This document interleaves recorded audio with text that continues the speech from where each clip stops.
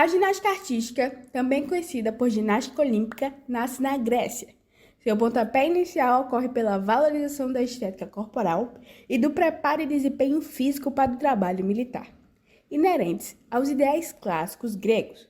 Como bem expressa seu nome, que deriva da palavra ginástica, a qual significa a arte de exercitar o corpo para fortificá-lo. Quais são as características fundamentais da ginástica artística? Ela trabalha muito força, equilíbrio, trabalha o desenvolvimento motor em geral para a criança. Hoje, em alguns países, é colocado como base de treinamento para as demais modalidades. Então, isso daí melhora o condicionamento físico das pessoas, do adulto, como também dos jovens, das crianças, o desenvolvimento motor em geral. A primeira escola de ginástica artística é fundada pelo alemão Friedrich Ludwig, mais tarde conhecido como pai da ginástica em 1811. A ginástica artística se fragmenta entre feminina e masculina. Ambas modalidades se utilizam de aparelhos móveis e fixos que trabalham a força, a agilidade, flexibilidade, coordenação e equilíbrio do corpo. Os aparelhos masculinos valorizam, sobretudo, a força física e o domínio do ginasta, enquanto os aparelhos femininos destacam a vertente artística e a agilidade. Quais são as diferenças mais marcantes entre a ginástica rítmica e a artística? Os aparelhos. Na ginástica artística, os aparelhos são fixos e na GR os aparelhos são móveis, são na mão da ginasta. A ginástica rítmica surge com o fim da Primeira Guerra Mundial, trazendo inovações aos exercícios tradicionais da ginástica artística, reunindo música e dança a esses elementos preservados. E por isso, recebe o nome rítmica na Rússia. Eu acho que a principal diferença é que na ginástica artística já é permitida a participação masculina e também na ginástica artística existem os aparelhos principais e na GR existem os aparelhos que são objetos portáteis. Então, na ginástica artística existe o solo, a trave, a barra, também tem paralelas, assimétricas, então depende da categoria lá, se é feminina ou masculina. E aqui na GR existem os 5 aparelhos, que é corda, massas, fita, arco e bola. O esporte foi introduzido no Brasil pela professora húngara Ilona Pucker, na década de 1950. Aqui no Neves a gente faz, geralmente no começo do ano, os 3 primeiros meses a gente faz uma preparação física mais pesada, depois a gente entra na montagem da coreografia, e aí a gente cria todas as coreografias a partir do aparelho que foi disponibilizado nesse ano pela Federação de Ginástica. E aí a primeira competição é a primeira fase estadual, geralmente em agosto, e aí a segunda fase geralmente em setembro. E aí quando chega perto a gente vai fazendo um trabalho mais de limpeza coreográfica, que é para deixar os movimentos cada vez mais uniformes e homogêneos. E aí no fim do ano tem, em outubro, novembro, os Gernes, e depois o festival de encerramento aqui da escola no final de novembro, mais ou menos. Em todas as turmas elas fazem a preparação física. Claro que esse pessoal de iniciação, que só tem 50 minutos de treinamento, é uma preparaçãozinha física bem reduzida, né? Tipo assim, coisa de 10 flexões, 10 abdominais e pronto. Na turma que a gente usa para competir, aqui a gente faz a periodização anual delas. Então, tipo assim, durante o ano, a gente vê quais as competições que a gente tem, faz uma avaliação física de início de ano para saber como elas retornaram das férias. Em cima dessa avaliação física, a gente vê, elas estão precisando de força, estão precisando de potência, estão precisando de resistência física. E tudo isso a gente vai diluindo na periodização delas. Agora, como a gente está há um mês de competir, então a preparação física delas está voltada para potência. Elas precisam treinar muita potência, muita força e resistência. Elas fazem flexão de braço voltando para a postura que elas precisam, corpinho fechado, canoa, sujeta na prancha.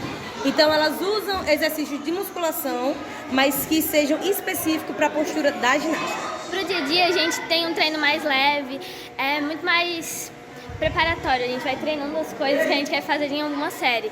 Quando é para um campeonato, a gente treina mais do que a gente vai fazer no campeonato, então fica mais pesado, a gente vai treinando cada vez mais aquilo que tem na nossa série.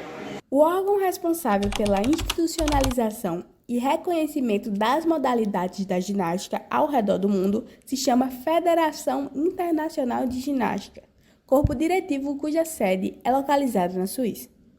Ginástica olímpica é categoria dos Jogos Olímpicos desde sua primeira edição, ocorrida em 1896, e sua introdução nos Jogos Pan-Americanos acontece em 1951. O primeiro campeonato da rítmica acontece em 1961 e é organizado por países do leste europeu. Logo depois, em 1962, a Federação Internacional de Ginástica reconhece essa nova modalidade como esporte, e o mesmo processo acontece no Comitê Olímpico Internacional em 1984. Eu acho que já melhorou bastante a valorização dela, mas ainda precisa melhorar alguns fatores, como a inserção dos homens na modalidade, que o evento mais valorizado seria, no caso, as Olimpíadas, mas aí na ginástica rítmica ainda não aprovaram a participação masculina, então acho que ainda é um ponto para se melhorar no esporte. A ginástica rítmica se tornou a modalidade de conjunto nos Jogos Olímpicos em 1996 e até os dias de hoje é praticada somente por mulheres. Eu fui atleta, então eu vivi várias fases da ginástica, né? Na minha época de atleta, ninguém sabia o que era ginástica e muito menos o que era ginástica que hoje a gente chama de ginástica artística, que antigamente era ginástica olímpica. Então, eu acho que com, por exemplo, a potência que hoje em dia a gente tem de Rebeca Andrade, que trouxe a visibilidade gigante para o nosso esporte. Então, incrivelmente, que com as Olimpíadas, foi bem próximo da gente abrir a nossa academia, né? A quantidade de gente que procurou o esporte de Rebeca Andrade foi muito grande. Então, acho que hoje em dia a visibilidade é maior. Com a nossa academia, a gente tem 2 unidades, fica cada vez mais acessível. E eu acredito muito, de verdade, que a ginástica só tende a crescer, principalmente no nosso estado, que ainda, querendo ou não, é muito escasso, né? Porque você encontra na academia e acho que em 5 escolas, pouquíssimas escolas, mas eu acho sim que a gente tem muito para desenvolver ainda. Marcante, temos assim, quando a ginástica começou a aparecer internacionalmente, a partir de Luísa Parente, né? Em alguns campeonatos tendo resultado. E hoje, né, a partir do salto dos Santos também, com Daiane, que fez um salto que é colocado, chamado de Código de Pontuação da Ginástica, o nome de uma brasileira, e um movimento de ginástica. Então isso daí já cresceu bastante. E hoje temos os campeões na categoria do masculino e também do feminino, que são vários também, no desenvolvimento deles. E o último agora foi no Campeonato Mundial, né, que deram um ótimo resultado. Luísa Parente foi campeã estadual, brasileira e sul-americana em todas as categorias: mirim, infantil, infanto-juvenil e adulto. Parente ficou entre as 36 finalistas no individual geral da Olimpíada de 1988, a terceira brasileira consecutiva a fazê-lo e primeira em uma edição sem boicotes. Conquistou 2 medalhas de ouro nos Jogos Pan-Americanos de 1991, resultados ainda não superados. Daiane dos Santos foi a primeira ginasta brasileira a conquistar uma medalha de ouro no Campeonato Mundial. Em 2003, Daiane executou pela primeira vez em uma competição o salto duplo twist carpado, batizado de Dos Santos.